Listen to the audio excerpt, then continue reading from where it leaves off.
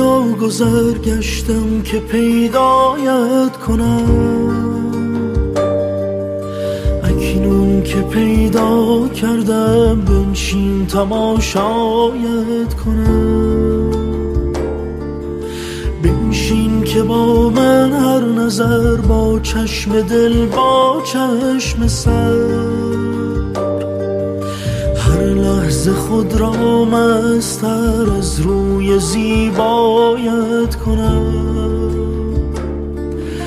ای چشم تو شیشه عمر من، آغوش تو غربتم راحتم.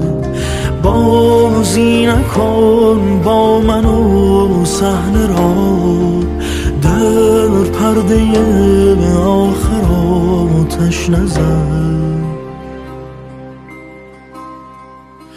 عمری به هر کویا گذر گشتم که پیدایت کنم،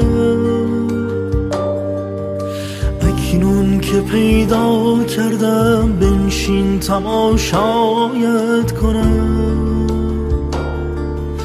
بنشین که با من هر نظر، با چشم دل با چشم سر، هر لحظه خود را مستر از روی زیبایت کنم. ای عطر و نور تو امان، یک دم اگر یابم امان، وین جان بر لب مانده را مهمان لبهایت کنم. بوسم تو را با هر نفس، ای بخت دور از دسترس.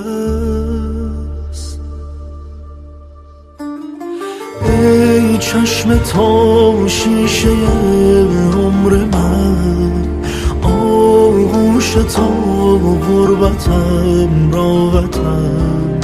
بازی نکن با من و صحنه را، در پرده آخر آتش نزن. عمری بر کویا گذر گشتم که پیدایت کنم، اکنون که پیدا کردم بنشین تماشایت کنم.